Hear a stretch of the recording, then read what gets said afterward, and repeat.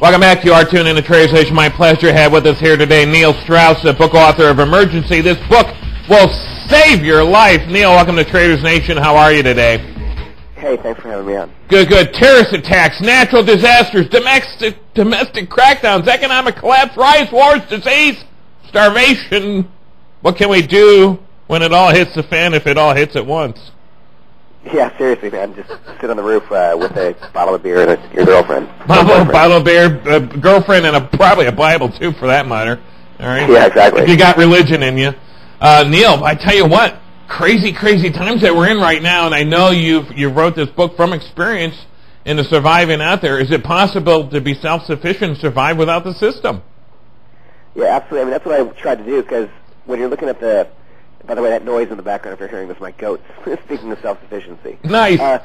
But yeah, I was reading all the headlines about what's going on with the economy, and before that about terrorism and global warming and loss of civil liberties and all those kinds of things, and Hurricane Katrina, and just thinking like, you know, I got to take care of myself. So I spent 3 years just learning how to completely not have to worry about that stuff and be independent of the system. Sure, and isn't that key here, independent of the system? Because I think Americans are looking around right now. They're going, wow, what is next? Let's face it. When we've got black congressional members meeting with a dictator, socialist Castro, anything is now possible.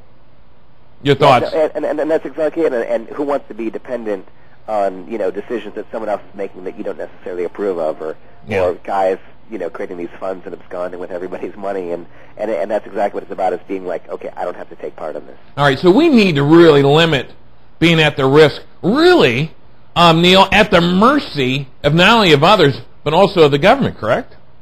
Yeah, that's exactly it, and that's exactly it, and that's exactly kind of what I try to do, because you don't worry about these things when you know that you can take care of yourself, that you've got somewhere else to go to, that maybe not all your money is in dollars. Sure. All right, now let's talk about how do ordinary citizens, how do they get themselves off the grid, and is it really for everyone? Yeah, maybe it's not for everyone. I mean, I think there's certain things that everyone really has to and should do. Yeah. Because some things are a wake-up call in terms of at least having, at the very minimum, and this is the obvious stuff, but at the very minimum, even the government itself, it says in an emergency, we're not going to be there for you. Right. So you got to have at the very minimum 7 days of food, water, some way to stay warm, battery-powered radio, those kinds of things. Sure. And a little escape plan for you and your family, so there's somewhere you can go to that's safe, a way to communicate. Yeah. A rally point, a go bag with copies of important documents and things like that. That's at the very minimum. For me, all my books have gone to the extremes. Right. So I actually went and started off for years ago with a group of billionaires who saw what was coming and were doing this. Right. And I got a second passport, put money offshore, and got certified in all kinds of kind of government-level disaster management skills, because not only do you get the skills, but you get certain, let's say, perks in these situations that other people don't necessarily have. Right. How would a second passport benefit you? I mean, I can give you... if one is taken away, you got the other, or you can still move? Yeah, exactly. A, you can still move. B, you can kind of move someone anonymously. C, as an American, you can kind of go to Cuba. D, in Mumbai, when they had those terrorist attacks, they were literally asking for people who had American and UK passports, and you can say, hey, man, I'm not an American, because sadly, we're living in a world now where if you travel maybe whether as a backpacker or as an executive, you can be beheaded just for being an American. That's right. So what do you tell them? I'm Canadian, eh? Yeah, exactly. But it backs it up better when you actually have a Canadian passport to show for it. Oh, I see. All right. So is that possible? Is it not only possible, but is it legal for U.S. citizens to go and get a passport from Canada, or is there dual citizenship that's involved there? Yeah, U.S. citizens are allowed to be dual citizens. You can absolutely do that. So you know what's kind of scary? I looked into this with these guys, which is you want to keep your U.S. citizenship because it's a great thing to have, but the scary thing is if you renounce your U.S. citizenship, say you don't want to pay taxes, you still owe the government, even if you're not a citizen, taxes for 10 more years. Really? Yeah. Yeah, see, they get you. There's no way, you can't escape the IRS. I'm telling you, Neil, the man gets you every time. I mean, there's work, he's got workarounds to your workarounds. Yeah, exactly. Wouldn't you agree with that? They're closing all the loopholes, because there used to be loopholes that a lot of guys... Yeah. There used to be loopholes where you could be an ambassador for another country, or, like I said, renounce your citizenship. But that wouldn't be a big article on it 10 years ago, and they just closed those loopholes. Yeah, that wouldn't be such a bad deal. I got some things to say, and if I could get up to the UN, that would be great if I could do it that way. All right. Yeah, exactly. Right? Are you with me on that? All right, good enough. Yeah, well, hey, man, I'm sure there's some small island countries that would love you as an ambassador. They could use me. All right, they could use exactly. me. I've got the passion. Plus, you don't have to deal with the airport security lines, I'm told, if yeah, you're Neil. or parking tickets. That's correct. I got the passion. I tell you, I'd be good somewhere. I would be worthy somewhere. I know that for sure. All right, so you use the word, the term Flysian in the book as Lord of the Flies. What is Flysian? Flysian is kind of philosophy that if people were left to their own with no consequences to their actions, they wouldn't necessarily. Not all of them would necessarily do nice things to each other. Right. Oh, I see. So it would be survival of the fittest in the Flysian community? Right, exactly. The idea being, and by the way, I found this not to be entirely true because I started this book with a more negative outlook on sort of human nature than I ended up with. Yes. But I do find like a lot of people do believe that, without rules to restrain them, people, will take what they need and want. Right, exactly. And I don't want to get onto politics, but honestly, this almost seems like Congress right now. It's like they're making up rules as they go, and they break the rules with impunity. They just feel that they can do this, and this is almost... it's amazing, like all those signing statements that presidents will do, being like, this is my interpretation of the law, and this is how I see it, which is kind of like being above the law. That's exactly right, and that's exactly how they play the law. All right, is they play it like a harp. All right, so how can we get a hold of our kindness and humanness in a crisis? Because let's face it, you just mentioned it, we do have that, Neil. Yeah, no, and that's a really good question to ask, and it's interesting. So one of the things I did is I want to know that if in a crisis, can I handle myself and not, just stand there and freeze and wet my pants or what have you. So I actually joined a search and rescue team. Oh. And I actually found that it's precisely these situations we're talking about when the best in people come out. Sure. In other words, I think we all generally agree that times are going to get tougher. Yeah.